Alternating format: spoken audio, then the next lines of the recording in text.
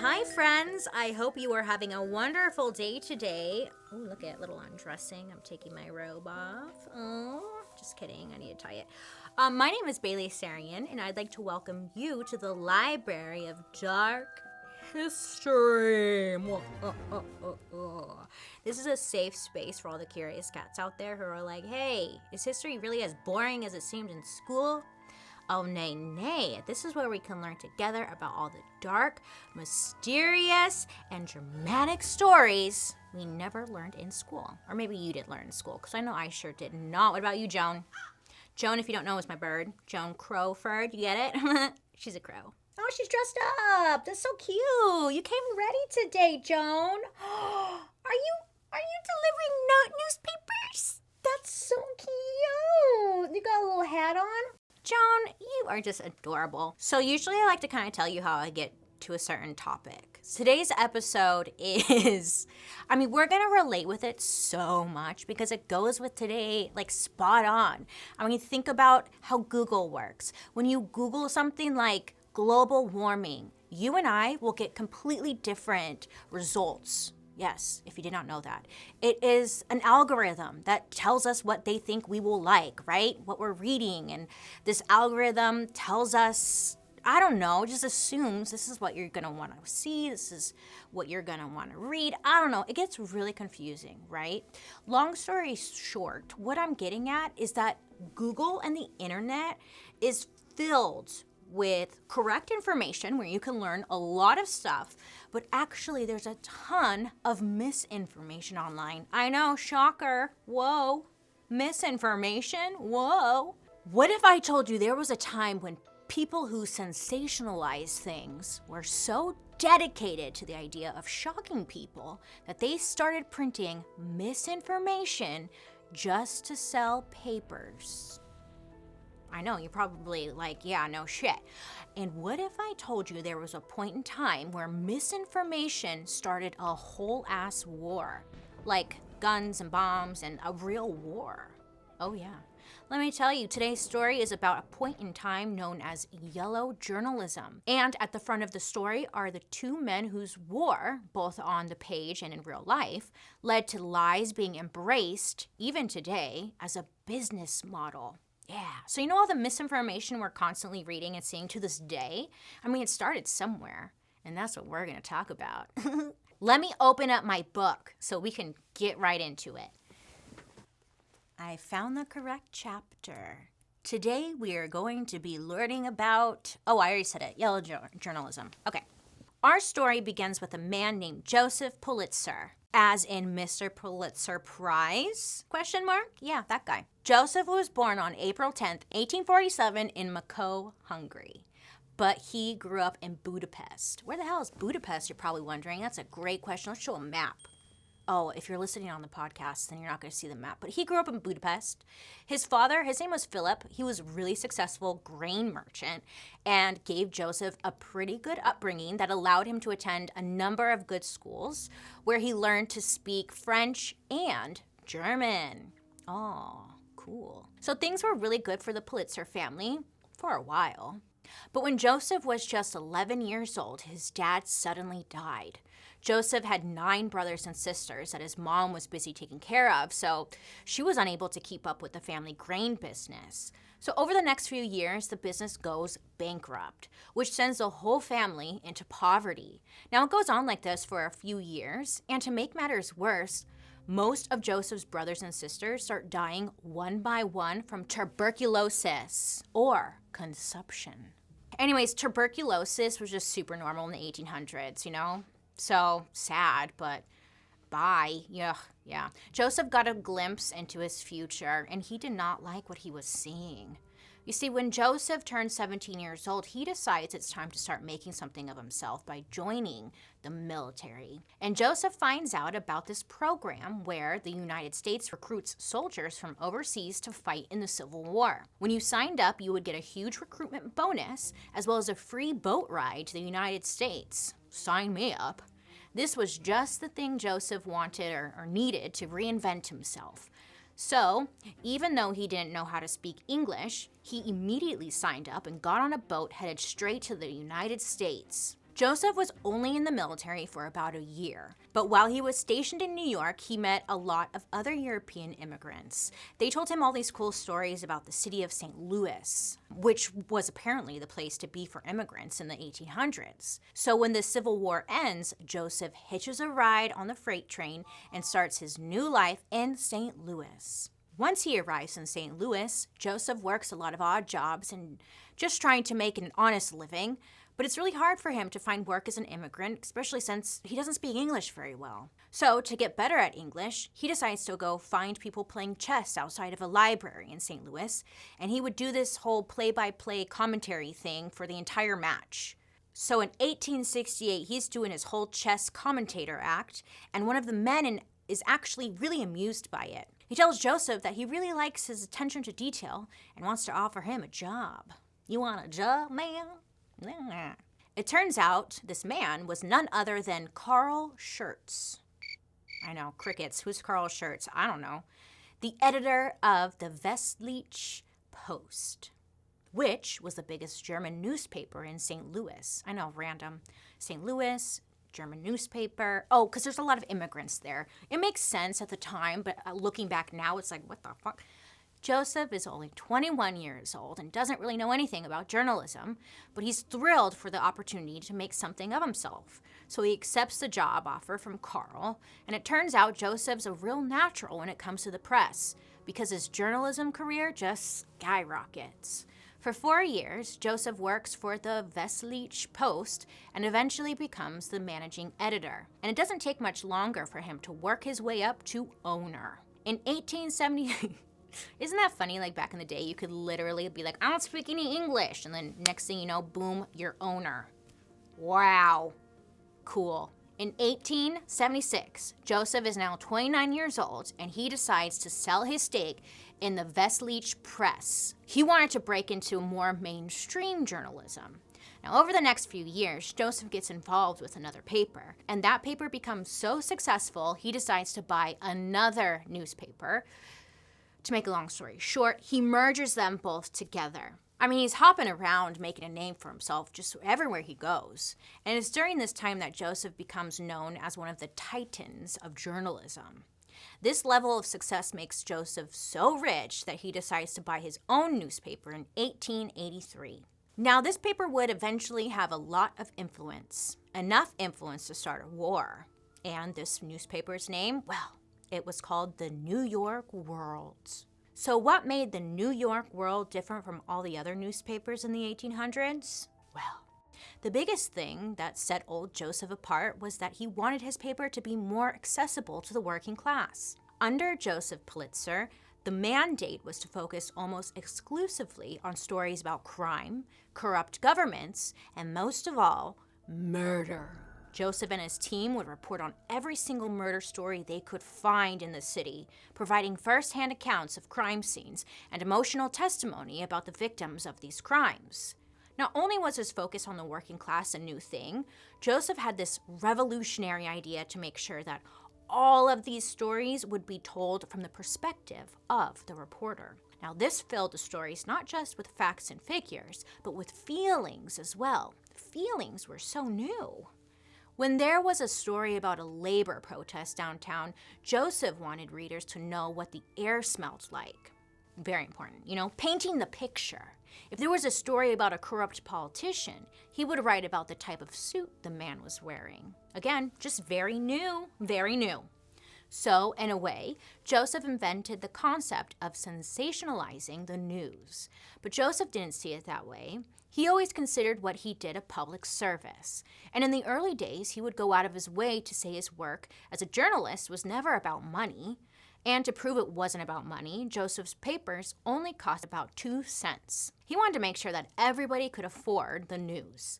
Now, this was a big deal because most papers back then, they cost 4 or 5 cents a piece, ripping people off. So he was charging half what the other guys charged. He single-handedly changed the way news is written even today, and it would end up becoming his journalistic crusade. One of the best examples of Joseph's crusade at work can be seen with an 18-year-old woman named Nellie Bly. Nellie Bly was born May 5th, 1864, in a place called Cochran's Mills, Pennsylvania. Now, Nellie would go on to be one of Joseph's best reporters. Her name was actually Elizabeth Cochran, but at the time, all women were required by newspapers to write under pen names. So an editor picked the name Nellie Bly for her, and it just stuck. Nellie Bly is a bit of a badass, and you should definitely look into her, okay? But the most important thing you need to know is that for as long as she was a writer, she pushed the boundaries of what was considered acceptable by society for a woman. I guess Nellie is kind of like it could be a boy or a girl, you know? And like a lot of people back then didn't want like to read something that a woman wrote. Us women, we're so emotional. We don't know what we're talking about. In 1887, Nellie was working for a local Pennsylvania paper. Now, she had been living in Mexico for half a year reporting on corruption within the Mexican government. One day, she wrote a report about another journalist down there who had been arrested for writing a report that was critical of the Mexican president. And she wrote about how the people of Mexico needed to rise up to end the dictatorship they were living under. As you might expect, didn't go so well. The Mexican government was not happy about it, okay? And they began to threaten Nellie's life in a series of letters. So she's like, well, I gotta get the fuck out of here. And she leaves Mexico. And when she got home, her paper wasn't happy that she had burned the bridge with the Mexican government. So she was fired. But now she's a free agent.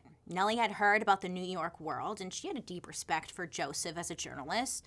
And honestly, Nellie thought she would be a great fit for his team. The legend that lives on today says that Nellie stormed into the offices of the New York World, kicked Joseph Pulitzer's door open, marched up to his desk, sat in a chair, and was like, "Give me a job right now." But I'm sure that's not how it went. But okay, we can pretend. Sure. Our guy Joseph is pretty impressed by Miss Nellie, and he thinks Nellie, again, is a badass. And I mean, samey. He said, look, on one condition, you can have this job. There's this women's mental health asylum he's heard some really shitty things about, and he wants her to go undercover and get him a story. Yeah. So that's exactly what Nellie does. She goes to the local hospital, she pretends she has schizophrenia, and she gets committed to the asylum for 10 days before the doctors realize, hey, she's full of shit. Nellie wrote a 6-part story about the life inside the facility that detailed how bad these asylums were. The story was such a wake-up call for the city of New York that support and funding was quickly approved for healthcare workers in asylums, and regulations were passed to stop overcrowding in medical facilities. I mean, that's great. I mean, that's what journalism is supposed to be like, right? I think.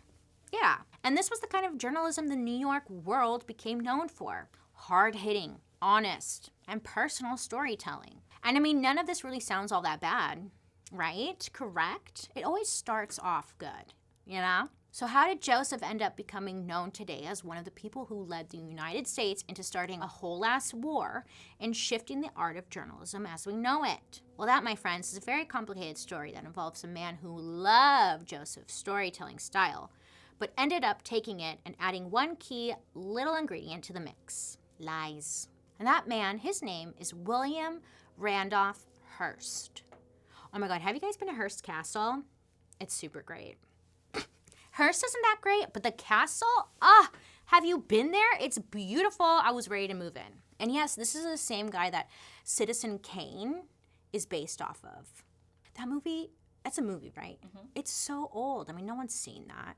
Do you guys know what Citizen Kane is? Crickets. Okay. All right, you guys, homework. Just watch that. What you might not know is part of the reason he's so rich is because he made a literal fortune off of an actual war he started. So let's go to the beginning. William Randolph Hearst. He was born in 1863, and he was the son of a gold miner named George who owned mining operations all over the West Coast in Nevada, Utah, and California. So, unlike Joseph, William came from money and had a rather privileged upbringing. Now, George Hearst used his money to get into real estate, politics, and good old-fashioned gambling. George was apparently such a good gambler that in 1880, he actually won the newspaper, the San Francisco Examiner, in a game of poker. Dude, America was wild. Yeah, she was wild. Wild and crazy kids. America version. Now at this time, William, he was 17, rich, and he was bored as hell. He's already traveled all over Europe, and he graduated from one of the most expensive private schools money could buy. William wants to make something of himself, like Joseph did back when he was 17. So he gets accepted into Harvard and starts working at the Harvard Lampoon, which is a satire newspaper that still exists today. Basically, the point of the Harvard Lampoon is to make parodies of news stories that sound just silly enough for you to know that they're fake, but they're also serious enough to read like actual news. Kind of like The Onion, huh? Yeah.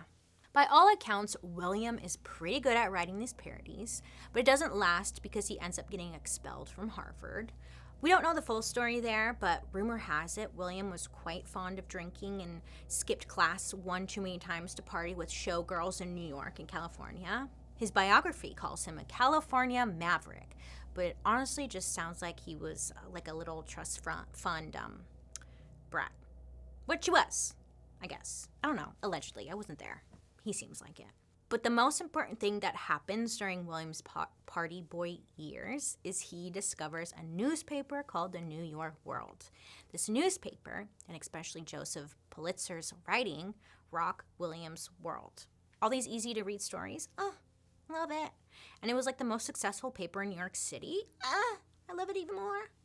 Joseph Pulitzer became William's hero, and this got William thinking. Up until this point, he had never even thought that journalism could make you money and be fun. He's like, what? I love fun. And money? Both? Yeah. So William, he's like seeing dollar signs all over the place, just raining dollar signs in his mind. And he starts sending letters to his daddy. He's like, Daddy, can I please have a piece of the Examiner action? I'm just kidding, but not really. He doesn't have an accent. Anyways, the letters were saying things about how he had a strange fondness for our little paper. George doesn't really want William working at the paper, though, and tells him, I think it's great you have such interest in the Examiner, but I have these mines down in Utah that need some attending to, so, we could do that. So William's a little pissed off, and his letters start demanding that his dad hand over ownership of the paper. And surprisingly, it works. In 1887, William becomes the owner of the San Francisco Examiner.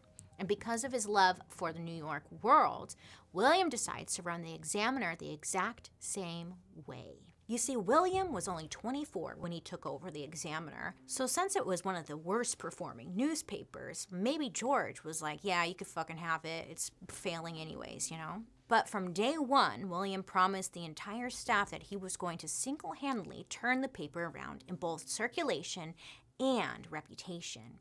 And to be honest, he really did achieve that. Under William, the paper's sales tripled in just 3 years. Now, he did this by emulating Joseph's game plan, personal stories, emotions, investigative work, all the above. He even had his own version of Nellie Bly, a reporter by the name of Winifred Black, who went undercover to expose the terrible conditions in San Francisco's hospitals. At this point, William's feeling like he's on top of the goddamn world, okay? So where does he go from here? Well, the only thing William wanted more than to be like his hero was to be better than his hero. And in 1895, he hears about a failing newspaper called the New York Journal, which he decides to buy for just $150,000, which today would be around $5 million. So William is pretty serious about this. The first thing William does as the new owner of the journal is reduce the cost to just 1 penny to undermine Joseph. Even if there was the potential to lose money on this newspaper, the strategy would ultimately attract customers that would have otherwise read Joseph's paper. Plus, William would be okay because he had a whole lot of money to fall back on. The second thing William does is set off a series of events that led to this entire period in time being referred to as yellow journalism. When you're watching a movie and the title of the movie comes up in the movie and you're like, oh my God, that's how they got the title. It's happening right now. Yellow journalism. Okay. Anyway, so you're probably wondering, why the heck is this called yellow journalism? Question mark. The term comes from a comic strip character named the Yellow Kid. The Yellow Kid was a character in Joseph's New York world who was created by a man named Richard something, Outcow. What a last name, Outcow. Now, the comic strip ran every Sunday, and people really loved this weird little guy, the character, not the creator. Now, the Yellow Kid was known for his long yellow tunic and a bald head that made him look like a baby. It was a really popular drawing that Richie used to make political cartoons out of. So, for example, if there was a popular story about a corrupt businessman, the Yellow Kid would have a weird little joke written on his tunic about it. Or if there was like a labor protest happening somewhere in the country, the Yellow Kid would share his take on how the workers needed to stop protesting and get back to work. It sounds kind of lame, but at the time it was like, oh my God, wow. People are ranting and raving about it. But one day, Richie quits Joseph's New York world and starts drawing Yellow Kid comics at William's New York Journal. Joseph's like, what the fuck, man? Right? It turns out William offered Richie double his salary to join his team at the New York World. Now, Joseph, obviously pissed. But hey, again, money, it always comes down to money, right? The Yellow Kid was one of the most popular things about his paper. And also he's thinking, who the fuck is William Randolph Hearst? Did he have a castle yet? I don't know, but he should go to that castle. It's fucking incredible. Have you seen it? He wins. So Joseph sends Richie another offer. I'll double whatever this guy William's paying you if you come back to me. So he does. And Richie starts working for Joseph again. And then William Hearst and the New York Journal offers Richie even more money to do the Yellow Kid. And it just keeps going back and forth like this for way longer than it should. But this one guy, this Yellow Kid, he's got bills to pay, so of course he's going after the money, right? He's not loyal to any of them. He's like, who's gonna pay me more? You? Okay, I'm gonna go to you. Oh, you? Yeah, okay, you get it. You do the same. Eventually, Joseph's sick of trying to keep Richie on board, so he hires a new guy to come in and do his own Yellow Kid comic. Oh shit, it's getting real. This became so confusing to the public that eventually the public started calling all New York journalism yellow journalism, all because of a little bald boy in a yellow tunic. Wild. But this is just the way it went with Joseph and William. William would steal Joseph's shit. Joseph would try to buy it back. And it all gets so much worse when William starts offering everybody at Joseph's New York World jobs at his paper for a much higher salary. Shots fired. Bang, bang, shots fired. They're just playing dirty. The message was clear to Joseph. William was coming for him. He's playing dirty. He's got the money. YOLO. And at this point, Joseph is getting a little worried, okay? It's 1895, and his only real competition before this were papers with an older, wealthier, more conservative readership. So he never had to worry about any kind of direct competition before. But with William basically dropping into New York overnight, this was like a huge wake-up call. And Joseph needed to up his game fast. Every time he thought he'd recovered from losing all of his employees, William would offer Joseph's replacement reporters even more money to come work for him. It's just not very nice. Over time, Joseph was spending way more money on reporters' salaries than the paper was actually making. And by 1897, William's New York Journal not only passed Joseph's New York World in popularity, it started making way more money too. Okay, so when are we going to get to this war that I keep hinting at? Because I've said it 18 times. Well, we're going to get to it right now. Thank you. So William and the New York Journal get tipped off in 1895 about a huge fight brewing down in Cuba. At the time, Cuba was occupied by Spain and battling for its independence. Cuban unrest had been brewing since the mid-1800s, when multiple revolutions against the Spanish started but failed. In 1895, a journalist named Jose Marti managed to flee Cuba and headed straight to New York. While he was there, he wrote article after article for any newspaper that would publish him, pleading for a renewed focus on taking Cuba back from Spain. He hoped to not only inspire Cuban resistance, but to get the United States public on their side. But it really wasn't working out for him. So he was going to need a little bit of help. And there was one man who was eager to exploit. William Randolph Hearst, the one with the castle. I know. Have you been to the castle? It's incredible. So William sends a reporter down to see if there's a story worth telling. What William was hoping for was drama. He was hoping to see like a country full of suffering people, dead soldiers, pure and utter mayhem. But the reporter was like, actually, none of that's happening. Sorry. And sends William a telegram saying, everything quiet. There's no trouble here. There will be no war. Wish to return. That's what this telegram said. They don't use complete sentences. It costs too much. When William gets this telegram, something in him snaps. He has papers to sell, goddammit. He needs a war, okay? Now, rumor has it that William immediately starts typing out the telegram for the reporter that says, quote, please remain. You furnish the pictures and I'll furnish the war.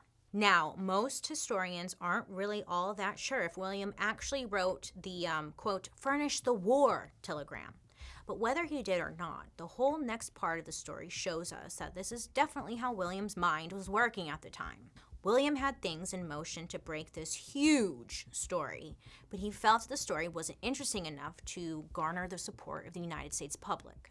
He felt like it needed some garnishing, it needed some flavor, it needed to be a little bit more provocative. Something that would pull in sympathy of the average American news reader. There's this woman that he called the Cuban princess of the resistance. Her name was Evangelina, and she was 18 years old, and she had been a rebel fighter her entire life because her dad was one of the leaders of the Cuban Revolution.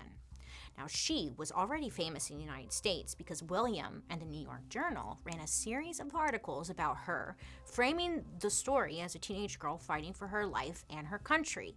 Patriotic American values, super relatable to the United States. Love that. But early on, in the revolution, she was captured by a Spanish general. This dude was sick, he was a murderer. When you think about it, the story practically writes itself, and William knew this was going to be the hottest story in town. Suddenly, William's New York world was full of graphic stories describing what Evangelina's strip search looked like, or her struggles fighting for Cuban independence, or vivid reports of her awful mistreatment at the hands of this psychopath, the General.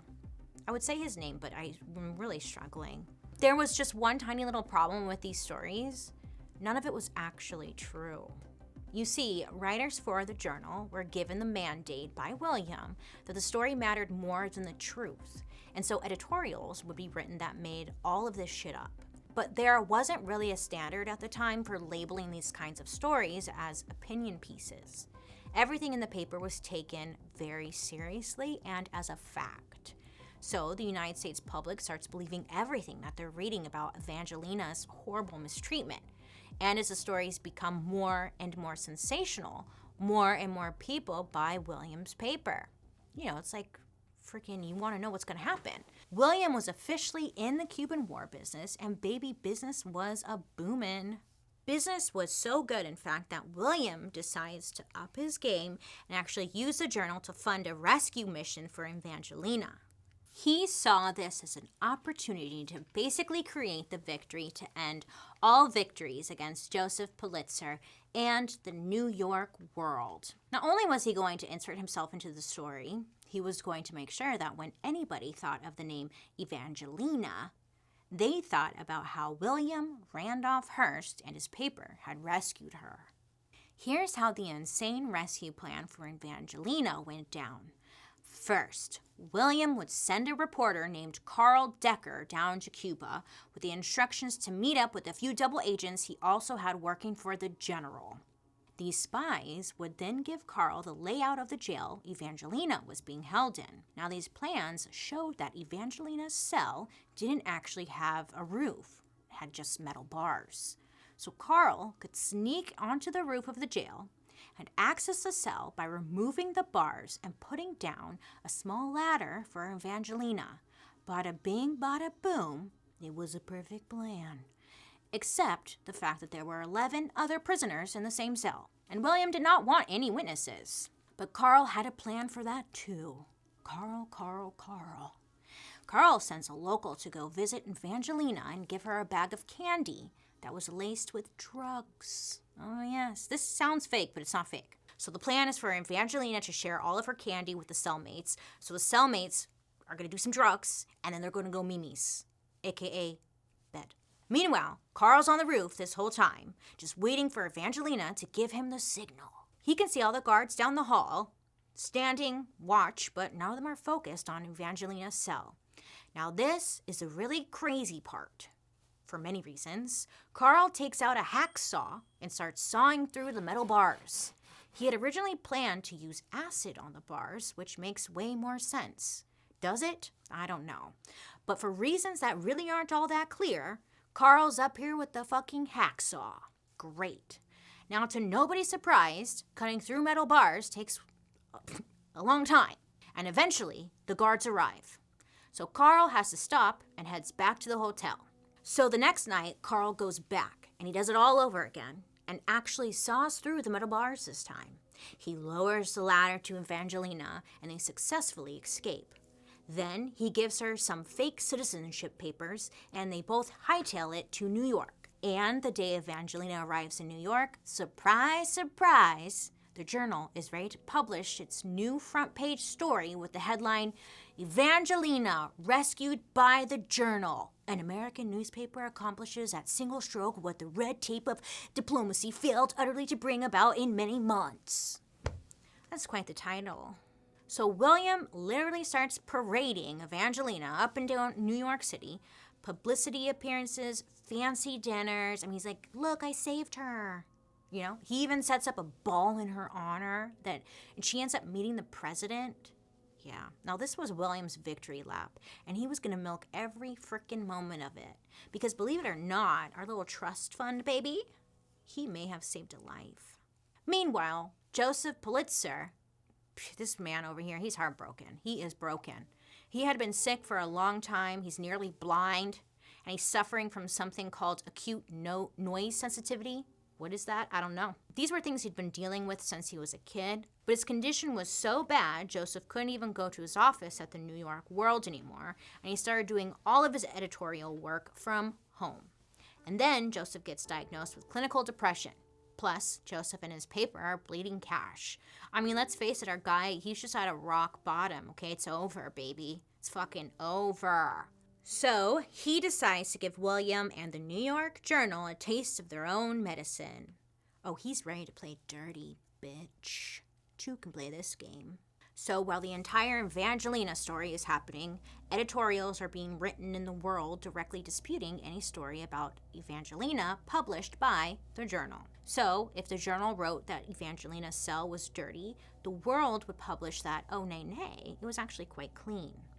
When the Journal referred to Evangelina as a brave rebel, the New York World would describe her as a scared little girl.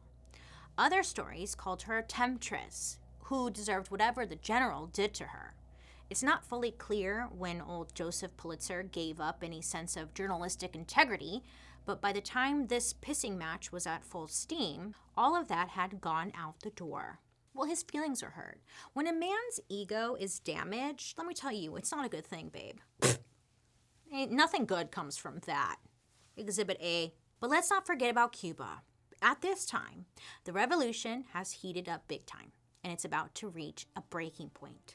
Public support for the United States to go to war with Spain is incredibly high, and this leads to a boost in support from the United States Congress, too. The press, especially the New York World, reports all of this in an attempt to drum up even more anti-Spanish sentiment. But the president's not sure he wants to go to war. It's 1898, and he's got his focus on other things. So at first, he ignores the nonstop media coverage, but then on February 15th, 1898, shit really hits the fan.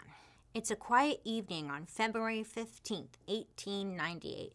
Have you ever wondered why February has that random-ass R? February. Anyone? Anyways. Just me? Okay, fine, Joan. Shit. Come on.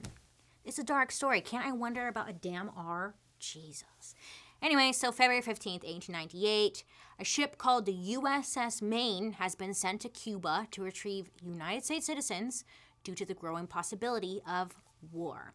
Now, at this time, the ship has about 355 soldiers on it and is docked in Havana, right along the Cuban harbor.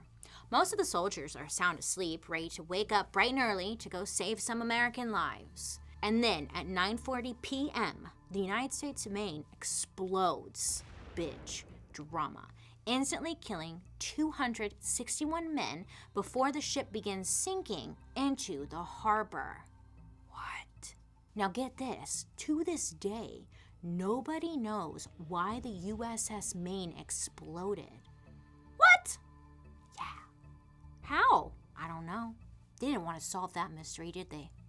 Many believe it was because the ship collided with an old mine, or that it was like the result of an unrelated fire in the coal storage deck. Either way, it seems like it might have been planted for a story, but what do I know? It's very clear that this was not a motivated attack by Spain. And upon discovering that the Maine had exploded, the President of the United States thought the same thing. So he immediately addresses the nation, telling them not to jump to any wild conclusions, because right now there's no evidence that this was an attack on United States citizens by Spain. But that didn't stop Joseph Pulitzer or William Hearst. And later that day, the headline in William's New York Journal said, "Crisis is at hand," all caps yelling. "Cabinet in session, growing belief in Spanish treachery." Does anyone even know what that means? No. And in response, Joseph's New York World headline says, "Maine explosion, caused by bomb or torpedo?" ? That kind of makes more sense. All caps, yelling at people, oh my God, what? So even though the President of the United States said there was no evidence this was Spain, these two papers were like, "Spain did it! We're under attack!" And these were two of the biggest and most trusted newspapers at the time, so people are just eating it up, believing it to be true, right? Why wouldn't they? They've been credible this whole time. Why wouldn't they? So, in the middle of all these dumb games Joseph and William are playing with each other, America is still trying to figure out if we're going to war with Spain. The people are starving for information and updates, and William is all too happy to provide. He starts publishing article after article, bashing Spain, offering a $50,000 reward for any information about the destruction of the USS Maine. And this coverage began with an article that would serve as a rallying cry for the war efforts.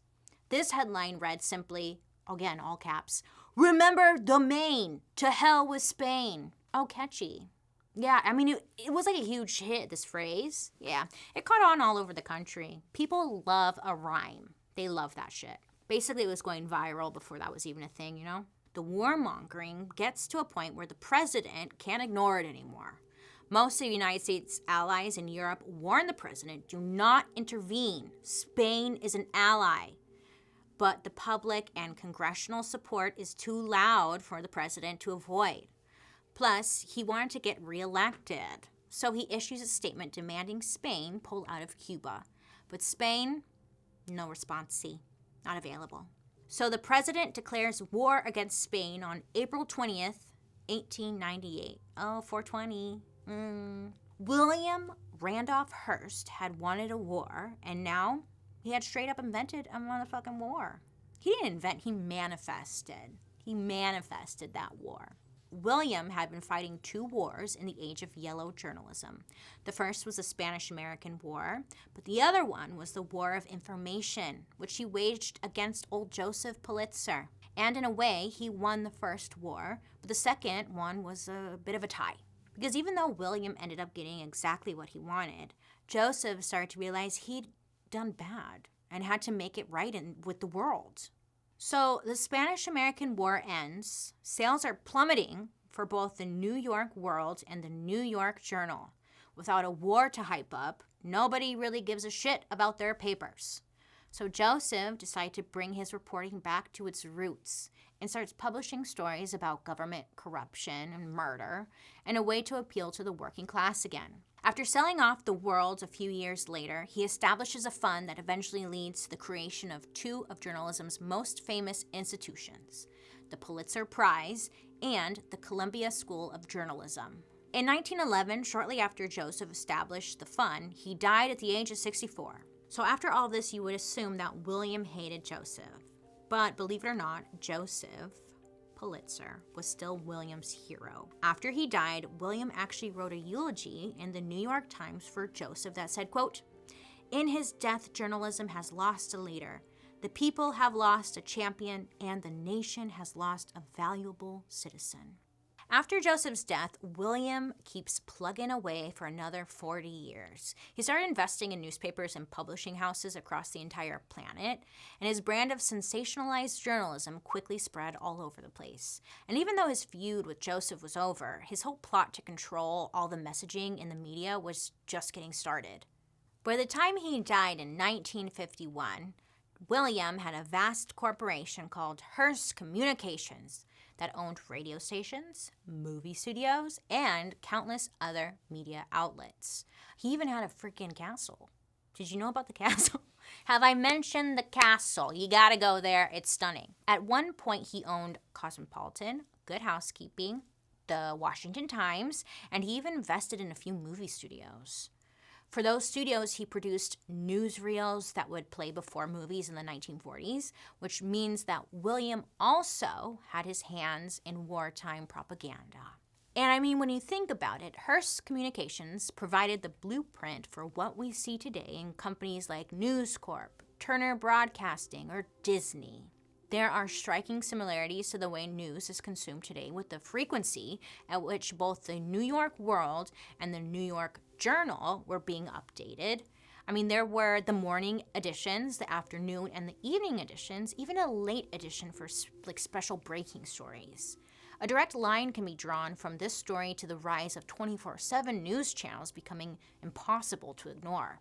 And since we can't ignore the news, we all really start to have overly emotional responses. Now, these overly emotional responses usually come from one of two places: misinformation, which is the accidental spread of false information, or disinformation, which is spreading lies on purpose. When yellow journalism came to the scene, we saw both come into play, and this is still a really big deal today. It all started with an honest attempt to tell the stories upper-class society didn't want people to hear. Stories of corruption, stories of murder, stories that affect your everyday woman or man.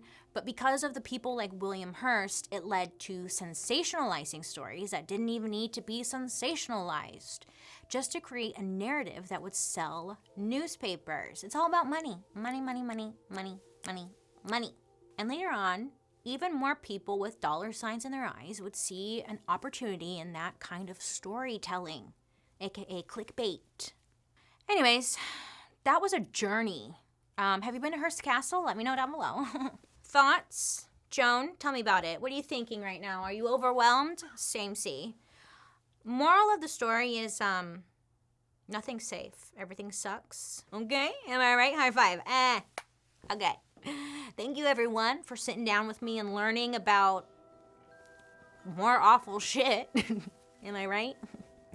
And remember, don't forget to be a very curious person. Ask questions. Try to, get the whole story, the truth. You deserve that. We all deserve that. But not in a sensationalized way. The real truth. How do we get that? Bitch, great question. Anyways, I'd love to hear your reactions to the story, so make sure to use the hashtag Dark History over on social media so I can follow and see what you're saying. Or you can join me over on my YouTube, where you can watch these episodes on Thursday after the podcast airs. And don't forget to check out my Murder, Mystery, and Makeup, which drops on Mondays.